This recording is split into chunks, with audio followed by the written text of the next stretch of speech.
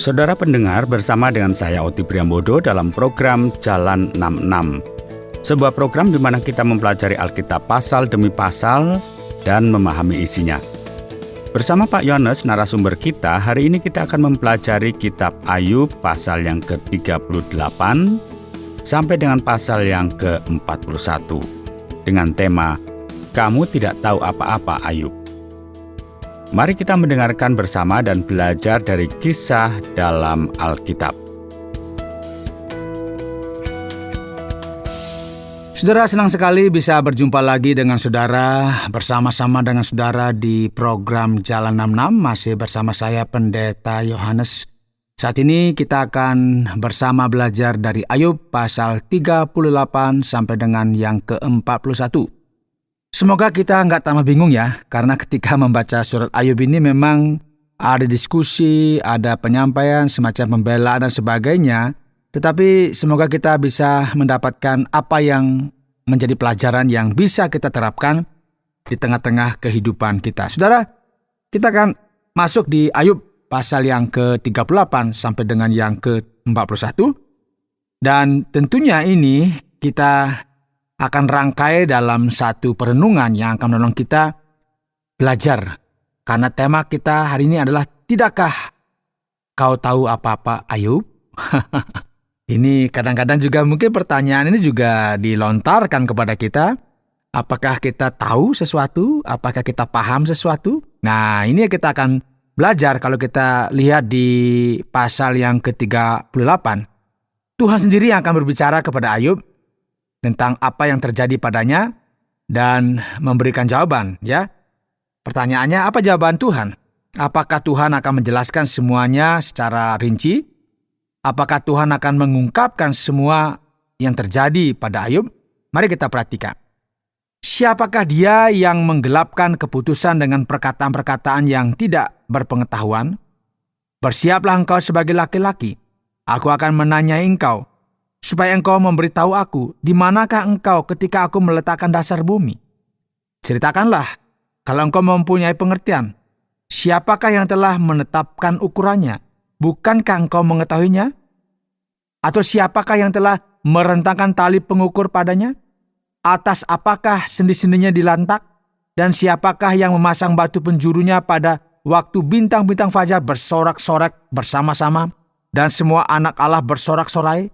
Siapa telah membendung laut dengan pintu ketika membual keluar dari dalam rahir?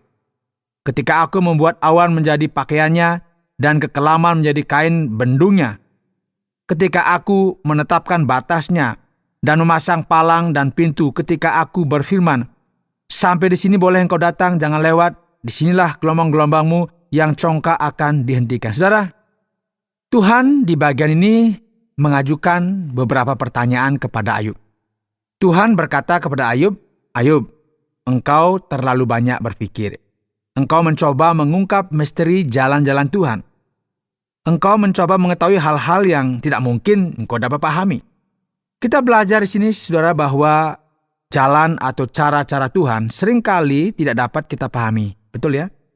Dan untuk menunjukkan kerapuhan, menunjukkan kelemahan, menunjukkan ketidakmampuan manusia untuk memahami dengan sangat detail bagaimana Allah itu bekerja. Makanya Tuhan mulai mengajukan pertanyaan-pertanyaan kepada Ayub. Ayub, apa yang kau ketahui tentang dunia, tentang penciptaan? Seberapa banyak yang kau ketahui tentang semua hal misterius yang ditemukan di dalam laut? Apakah kau memiliki kemampuan untuk mengendalikan bintang-bintang, makhluk-makhluk surgawi? Apakah kau tahu bagaimana kehidupan bagi mereka yang telah meninggalkan dunia ini?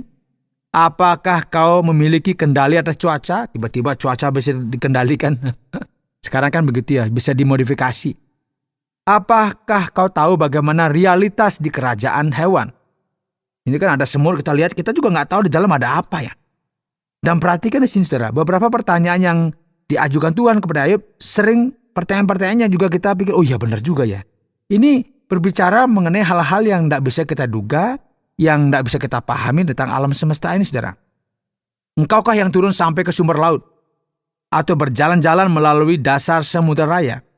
Apakah pintu gerbang maut tersingkap bagimu? Atau pernahkah engkau melihat pintu gerbang kelam pekat? Apakah engkau mengerti luasnya bumi? Nyatakanlah kalau engkau tahu semuanya itu. Di manakah jalan ke tempat kediaman terang? Dan di manakah tempat tinggal kegelapan? Sehingga engkau dapat mengantarnya ke daerahnya dan mengetahui jalan-jalan ke rumahnya. Tentu engkau mengenalnya, karena ketika itu engkau telah lahir dan jumlah hari-harimu telah banyak. Kira-kira ini, kamu kok sudah tua, Ayub? Pasti tahulah, ini kayak sindiran begitu ya. Ini semacam sesuatu yang sebenarnya Tuhan ingin bilang, sebenarnya kamu tuh gak ngerti apa-apa, Ayub. Kok beraninya kamu menjelaskan sesuatu di luar jangkauanmu? Bahkan hal-hal yang tidak kamu pahami, bagaimana kamu menjelaskannya? Tuhan terus mengajukan pertanyaan. Dapatkah engkau memberkas ikatan bintang Kartika dan membuat belenggu bintang belantik? Dapatkah engkau menerbitkan mintakul burud pada waktunya dan memimpin bintang biduk dengan pengiring-pengiringnya? Apakah engkau mengetahui hukum-hukum bagi langit atau menetapkan pemerintahannya di atas bumi? Dan setelah semua ini, ya saudara, Tuhan masih memusatkan perhatiannya pada kerajaan hewan atau zoologi. Dapatkah engkau memburu mangsa untuk singa betina dan memuaskan selera singa-singa muda? Kalau mereka merangkak di dalam sarangnya, mengendap di bawah semak belukar, siapakah yang menyediakan mangsa bagi burung gagak? Apakah anak-anaknya berkauk-kauk kepada Allah, berkeliaran karena tidak ada makanan? Saudara, kitab suci terus bertanya kepada Ayub, bagaimana dia menjelaskan kenyataan? Bagaimana kehidupan kambing gunung? Apakah dia dapat memahami bagaimana mereka melahirkan anak kambing? Ini semua hampir seperti sesi National Geographic ya. Kalau kita perhatikan kitab Ayub, ini penjelasan yang rinci tentang keajaiban dunia, menunjukkan kemuliaan Tuhan. Dan Tuhan bertanya, apakah kamu mengetahui detailnya di sini, Ayub? Ngerti nggak kamu? Kira-kira seperti itu ya. Apakah lembu hutan mau takluk kepadamu? Atau bermalam dekat palunganmu? Dapatkah engkau memaksa lembu hutan mengikuti alur bajak dengan keluhan? Atau apakah ia akan menyisir tanah lembah mengikuti engkau? Saudara, perhatikan di sini pertanyaan yang diajukan Tuhan di sini. Kitab suci melanjutkan, dengan riang sayap burung unta berkepak-kepak, tetapi apakah kepak dan bulu itu menaruh kasih sayang? Sebab telurnya ditinggalkannya di tanah dan dibiarkannya menjadi panas di dalam pasir. Tetapi lupa bahwa telur itu dapat terpijak kaki dan diinjak-injak oleh binatang-binatang liar. Saudara, kitab suci berbicara tentang burung-burung unta dan bangau, dan Ayub bahkan tidak mengetahui semua burung indah yang kita miliki saat ini di Amazon, di hutan hujan di seluruh dunia. Bayangkan saudara, berapa banyak pertanyaan lain yang dapat Tuhan ajukan kepada Ayub tentang misteri penciptaan. Nah, dengan misteri-misteri ini saudara, Tuhan berkata kepada Ayub, lihat, wajar dan masuk akal ya jika kamu mempertanyakan beberapa hal. Bahkan sebagian besar Alkitab penuh dengan pertanyaan. Masalahnya adalah saudara, batasan pertanyaan-pertanyaan ini, dan apakah pertanyaan ini sesuai dengan kehidupan. Jika Ayub tidak dapat menjelaskan hal-hal yang sederhana, apalagi hal-hal yang lebih detail. Dan manusia misalnya bahkan tidak dapat membuktikan secara ilmiah bahwa mereka bermimpi tadi malam. Mimpi adalah sesuatu yang kita percayai dan harus menerima kesaksian yang diberikan oleh orang lain. Ya kan? Jika ini tidak dapat dijelaskan, maka betapa sulitnya memahami misteri Tuhan. Oleh sebab itu ya Tuhan berfirman ya kepada Ayub. Coba perhatikan saudara, lihat Ayub, kamu tidak dapat menjelaskan realitas sederhana dari hal sekitarmu. Jadi mencoba memahami realitas metafisik, mencoba memahami realitas hal-hal yang jauh melampaui pemahamanmu. Ini terlalu berat bagimu, kira-kira seperti itu. Apakah kamu nggak tahu apa-apa, Ayub? Coba perhatikan sekarang di pasal 40. Ini akan menekankan tentang ketidakpahaman tentang jalan-jalan Allah. Dan saat ini Tuhan kembali berbicara kepada Ayub dan berkata, apakah si pengecam hendak berbantah dengan yang maha kuasa? Hendakkah yang mencela Allah menjawab? Ini pertanyaan. Pada dasarnya Tuhan berkata, dengar baik-baik Ayub, ini hanyalah sebagian kecil dari apa yang aku lakukan dari segala sesuatu yang aku kendalikan dan kuasai, dan kamu bahkan tidak bisa membayangkan, bahkan tidak mampu menjelaskan semua ini. Jadi setelah manifestasi ilahi ini, Ayub akan dengan rendah hati mulai seperti memperlambat langkahnya, mulai menjawab Tuhan dengan berkata, "Sesungguhnya aku ini terlalu hina. Jawab apakah yang dapat kuberikan kepadamu? Mulutku kututup dengan tangan. Satu kali aku berbicara tetapi tidak akan kuulangi. Bahkan 2 kali tetapi tidak akan kulanjutkan." Saudara, dengan penuh kerendahan hati Ayub memahami posisinya sebagai makhluk ciptaan yang penuh dengan keterbatasan. Dan Tuhan melanjutkannya, "Bersiaplah engkau sebagai laki-laki." Saudara, kita tidak harus memahami dan melihat dengan begitu jelas. Tetapi sebenarnya kita melihat di sini ada sesuatu yang sangat-sangat penting yang ingin disampaikan. Apakah engkau hendak meniadakan pengadilanku? Mempersalahkan aku supaya engkau dapat membenarkan dirimu? Apakah lenganmu seperti lengan Allah? Dan dapatkah engkau mengguntur seperti Dia? Saudara, Tuhan tidak hanya menunjukkan kepadanya bahwa jalan-jalan ini tidak dapat dipahami. Tetapi Dia juga berkata kepada Ayub, "Lihatlah Ayub, jangan mempertanyakan keadilanku. Jangan menempatkan dirimu di pusat segala sesuatu sebagai sesuatu yang utama, sebagai dasar dunia dan realitas. Jangan mencoba membenarkan dirimu sendiri dan mulai mengutuk Tuhan sehingga kamu dapat mencoba mengambil tempat yang hanya milik Tuhan." Dan untuk menunjukkan kepada kita sekali lagi siapa Tuhan itu, saudara, Tuhan akan mulai memberitahu kita di pasal 40 tentang hal-hal luar biasa dari dunia alam. Nah, di sini kita akan membaca tentang 2 hewan besar. Salah satunya adalah kuda Nil, dan yang lainnya itu binatang raksasa ya, mungkin buaya ya. 2 hewan besar ini disebut sebagai keajaiban ciptaan Tuhan yang hingga kini masih belum dipahami. Dan di sini kita melihat, saudara, bagian ini, "Perhatikanlah kuda Nil, yang telah kubuat seperti juga engkau. Ia makan rumput seperti lembu. Perhatikanlah tenaga di pinggangnya, kekuatan pada urat-urat perutnya. Ia meregang ekornya seperti pohon aras, otot-ototnya pahanya berjalin-jalinan, tulang-tulangnya seperti pembuluh tembaga, kerangkanya seperti batang besi." Saudara, memang hewan ini sangat mengerikan, sangat sulit ditangkap, diburu. Ia bersembunyi di antara alang-alang di rawa dan tidak dapat ditangkap bahkan dengan mata telanjang, apalagi dengan perangkap. Dan ini menunjukkan sedikit lebih banyak tentang kuasa Tuhan. Orang-orang di zaman kuno sangat takut pada hewan-hewan ini. Kemudian kita miliki Leviathan ya, binatang raksasa. Dapatkah engkau menarik buaya dengan kail atau menghimpit lidahnya dengan tali? Dapatkah engkau mengenakan tali rotan pada hidungnya, mencocok rahangnya dengan kaitan? Dengan fakta ini, siapa yang mampu melawan dan mengalahkan hewan-hewan mengerikan ini? Jika Anda tidak mampu, jika Anda begitu terbatas sehingga hanya beberapa hewan dari kebun binatang saja yang mungkin kita bisa lihat, itu pun sudah menakutkan kita. Apalagi sesuatu yang memang bisa ditunjukkan di alam semesta ini. Banyak hal yang membuat kita sebenarnya menjadi takut. Misalnya kita menonton film Jurassic Park. Ini sesuatu yang menarik. Kita lihat, wih, besar sekali.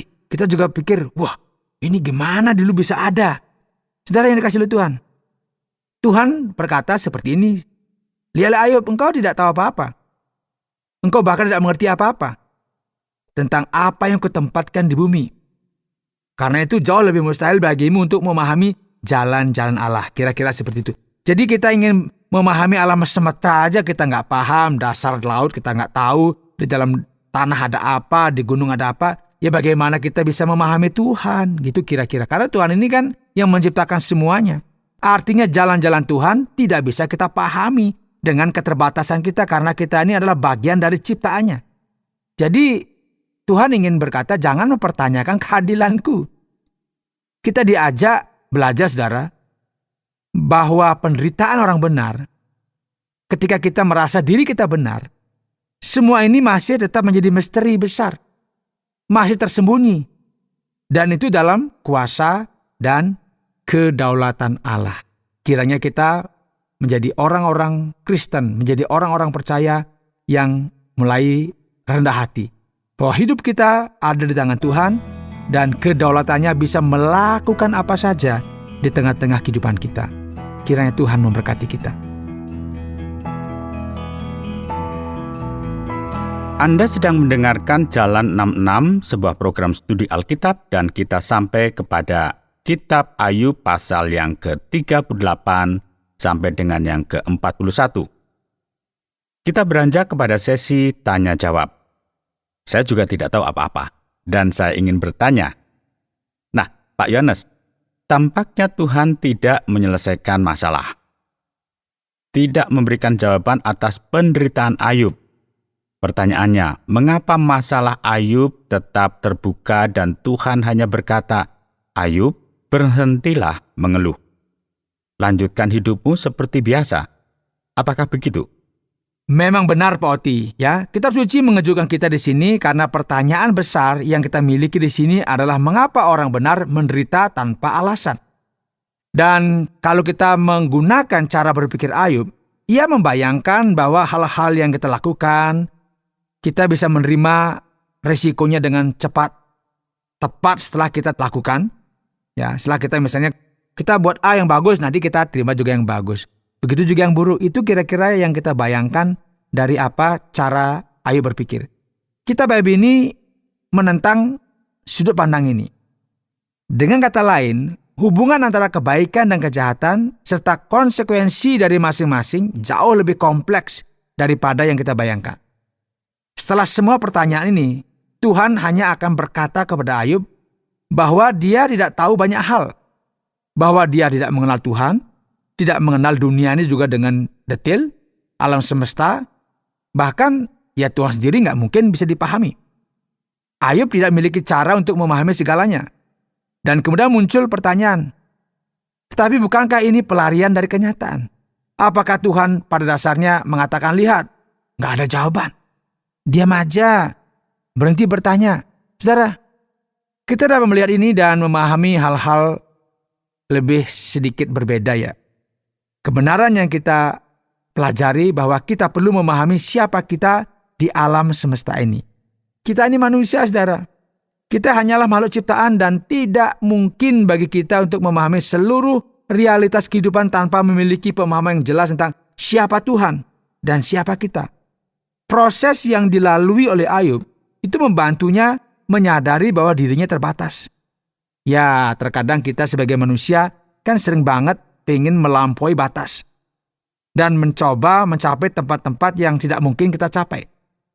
Jadi bagian ini, saudara, memberitahu kita bahwa banyak hal itu masih misteri.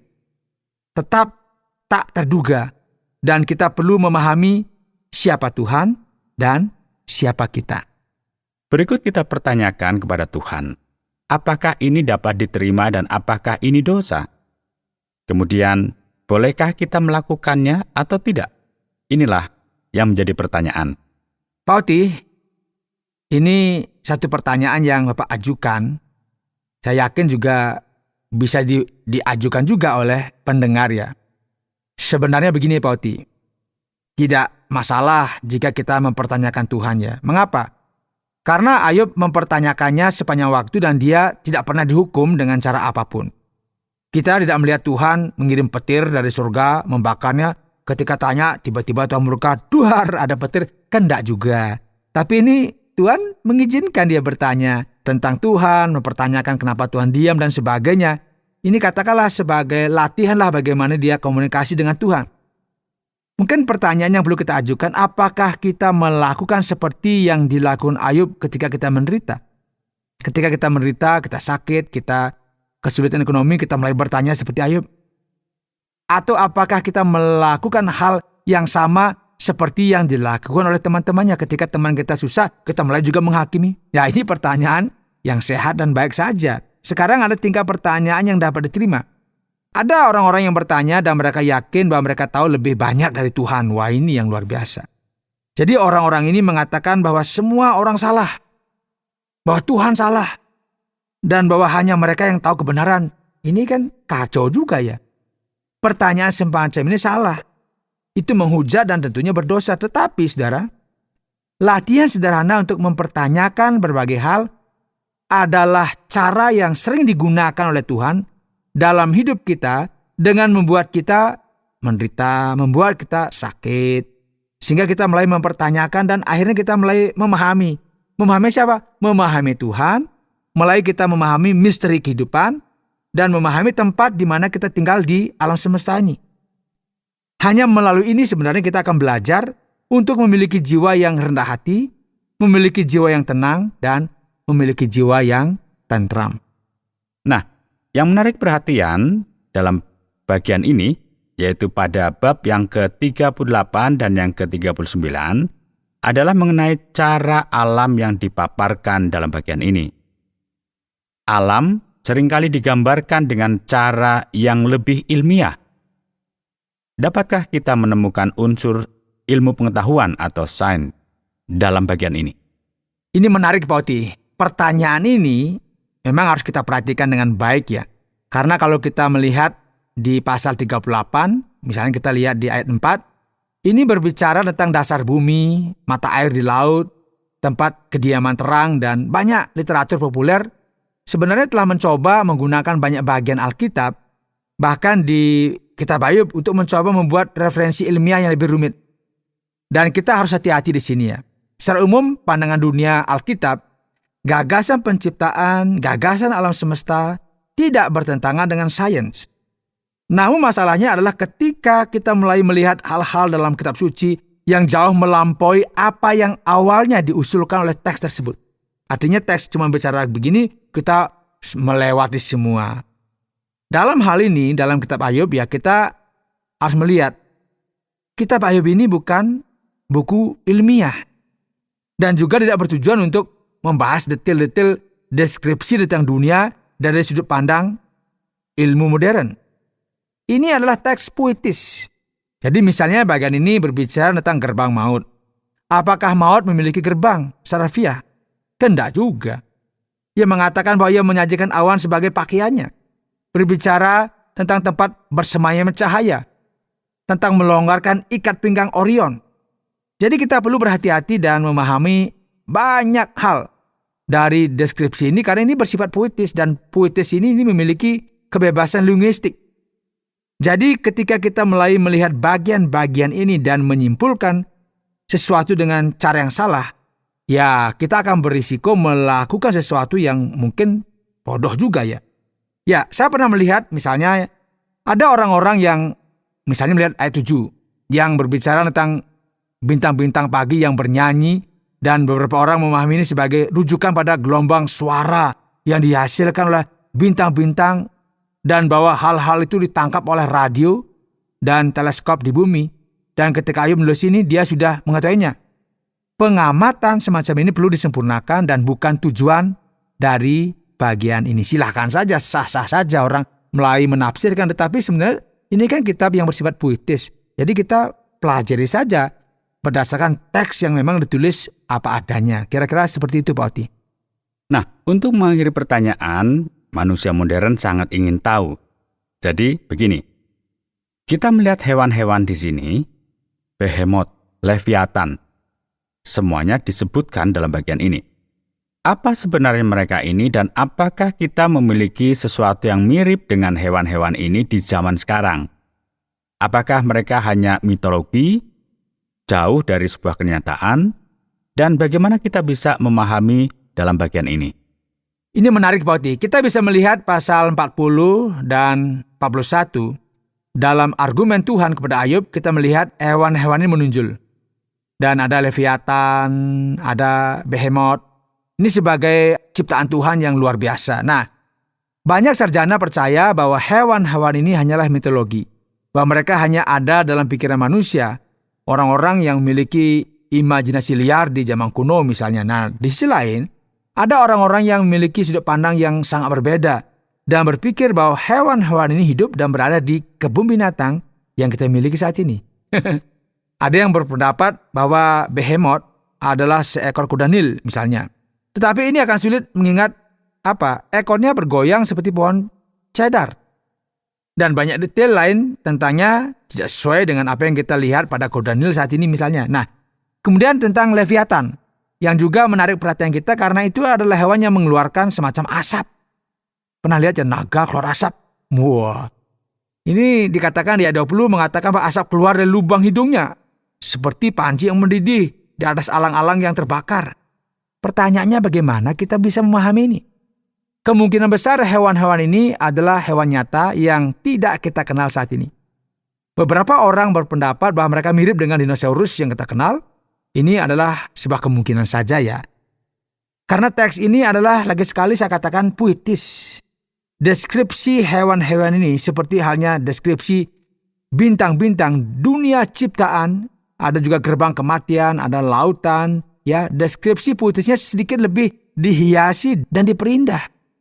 Jadi ini memang hewan-hewan besar, raksasa yang menakutkan, yang mengungkapkan kekuatan yang besar yang ada di dalam diri Tuhan. Oleh karena itu, kita perlu memahami kedua hewan ini dengan cara seperti ini. Dalam konteks ini jangan dilebih-lebihkan. Seperti itu Pak Oti. Baik Pak Yohanes, terima kasih banyak. Bagaimana kesimpulan terakhir dari pelajaran kita hari ini? Saudara, hari ini dalam program Jalan 66, kita telah mempelajari kitab Ayub pasal 38 sampai 41. Tema kita, tidakkah kamu tahu apa-apa Ayub? Ayub bertanya, dia ingin dapat jawaban. Kemudian dia bertanya, kenapa saya menderita dan semuanya. Dan dia juga bingung. Ini menarik, karena seringkali kita juga melakukan hal yang sama. Kita mungkin banyak stres dalam hidup ini, kemudian kita mulai bertanya, Tuhan, dosaku apa? Aku kok begini? Aku kok tidak seperti yang lain? Lalu apa jawaban yang kita temukan di dalam kitab suci, saudara? Ini Ayub ini kan ingin memahami yang namanya misteri dunia, tentang pengalamannya terkait dengan penderitaan. Tuhan berkata kepada Ayub, Ayub, engkau bahkan tidak tahu siapa aku. Lihat saudara, ini adalah sebagian kecil dari sesuatu yang sebenarnya seharusnya kita pahami dari kebesaran Tuhan. Tuhan maha besar, tetapi kita sendiri sebenarnya nggak tahu tentang Tuhan. Kebenaran yang kita pelajari, saudara yang dikasih oleh Tuhan, bahwa tanpa memahami siapa Tuhan, lagi sekali, kita tidak akan pernah memahami diri kita sendiri. Kiranya Tuhan memberkati. Baiklah, terima kasih banyak Pak Yohanes. Saudara pendengar, karena waktu yang tidak memungkinkan, kita akhiri program Jalan 66 kali ini. Kami menantikan Anda untuk tetap mengikuti pelajaran berikut dalam lanjutan pembelajaran Alkitab yang memberikan pelajaran menyeluruh tentang firman Tuhan. Jika Anda memiliki pertanyaan atau berespon terhadap topik berhubungan dengan program ini, silakan menyampaikan melalui WhatsApp ke nomor 081 333 777 386. 081 333 777 386. Terima kasih atas perhatian Anda.